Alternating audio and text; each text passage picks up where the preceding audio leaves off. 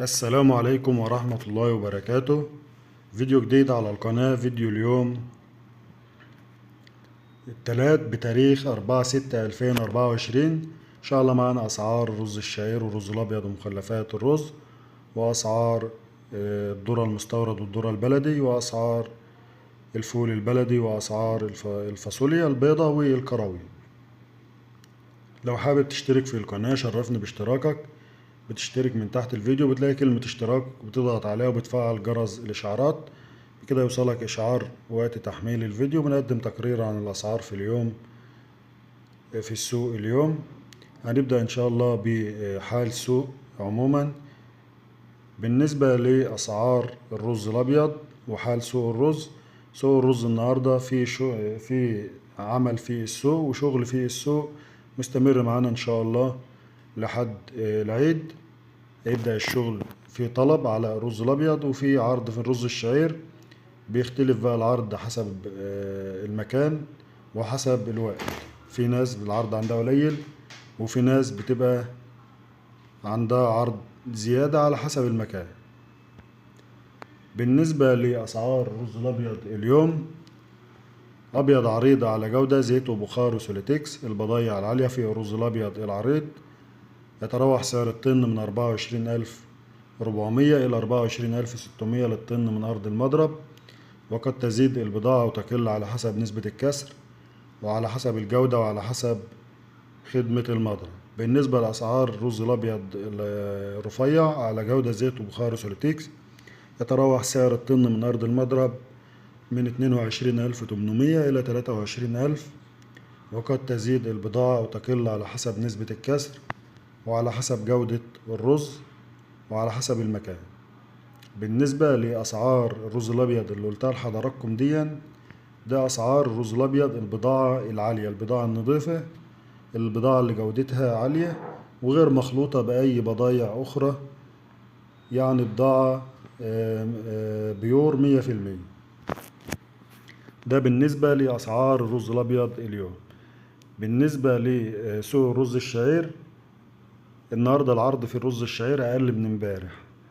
بيبدأ العرض يتعرف من بعد العصر، لأن اللي بيبقى محمل أو بيجاز في حمولة بيتبان على بعد العصر. العرض سواء كان قليل أو كتير بيبان أكتر بعد العصر، إنما حاليا العرض قليل عن امبارح، والأسعار بتتراوح، بتزيد 100 وبتقل 100 في اليوم على حسب العرض اللي موجود. بس في سوق في الرز عكس الأيام اللي فاتت، في سوق يعني في طلب على الأبيض وفي عرض شعير، وده في مصلحة الكل إن السوق شغال، سواء مضارب أو فلاحين أو مخزنين أو تجار، إن في سوق شغال وفي حركة في سوق الرز عكس الأيام اللي فاتت.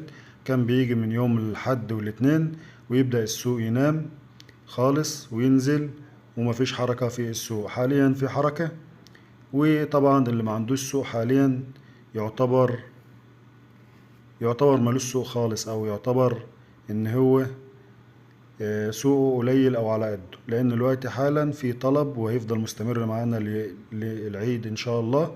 الاسعار بقى بتزيد وبتقل على حسب العرض اللي موجود من الشعير، انما حاليا في طلب على الرز الابيض شغال معانا للعيد ان شاء الله ان لم يحدث جديد في السوق. ده ملخص حوار السوق. بالنسبة لأسعار اليوم زي ما قلت لحضراتكم، أسعار الشعير بطلعة 100 نازلة 100 على حسب العرض. بالنسبة للنهاردة أسعار أول اليوم: في الشعير الرفيع وصل المضرب ب15,100 للطن، والشعير العريض وصل المضرب ب15,900 إلى 16,000 للطن. البضايع العالية في الرز الشعير العريض: أسعار التحميل من على أرض اليوم والتنفيذ.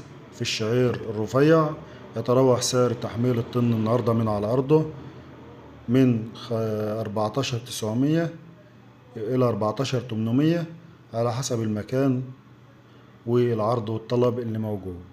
بالنسبة لأسعار الشعير العريض من على أرضه اليوم يتراوح سعر الطن من 15,700 إلى 15,800 من على أرضه اليوم، وحسب برضو البضاعة في الرز العريض. البضاعة الجودة العالية في الرز العريض دي أسعار البضايع الجودة العالية. بالنسبة لأسعار المخلفات، سرسة مطحون يتراوح السعر الطن من أرض المضرب من 1300 ل 1500 للطن، ويتراوح سعر الطن الكسر الناعم من أرض المضرب من 12800 إلى 13000، ويتراوح سعر الجون من 10400 إلى 10600 للطن من أرض المضرب. وبكده يكون عرضنا أسعار وسوق الرز. لو حصل جديد إن شاء الله في السوق هنعرفه لحضراتكم على آخر اليوم. زي ما قلت لحضراتكم، آخر اليوم بيبان العرض من الرز الشاي. بالنسبة لأسعار الذرة، الذرة المستورد البرازيلي صب أرض المينا يتراوح الطن ب12200، والذرة المستورد الأرجنتيني صب أرض المينا الطن ب12200، والذرة المستورد الأوكراني صب أرض المينا ب11100 للطن. أما بالنسبة لأسعار الصويا، صويا 44% صب أرض المينا 24400، وصويا 46% صب أرض المينا ب25400 للطن صب أرض المينا. بالنسبة للذرة المحلي، تنفيذ التجار وتحميل من النهاردة في السوق، الذرة الأصفر المحلي يتراوح سعر الطن من 11200 إلى 11400، والذرة الأبيض يتراوح سعر الطن من 10700 ل 10900، تحميل وتنفيذ التجار اليوم في السوق. ده بالنسبة لأسعار الذرة.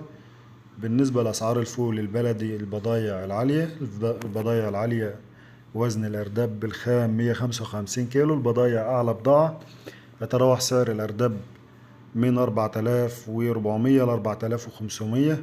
البضايع الأقل من العالية يتراوح سعر الأرداب من 4100 إلى 4200 للأرداب، والبضايع القليلة يتراوح سعر الأرداب من 3800 إلى 4000 في أرداب الفول البلد. بالنسبة للفاصوليا، الفاصوليا العرض قليل من الفلاحين بيروحوا الفاصوليا البيت، ففي عامل ارتفاع نتيجة دخول المخزن الفاصوليا، في ارتفاع في أسعار الفاصوليا.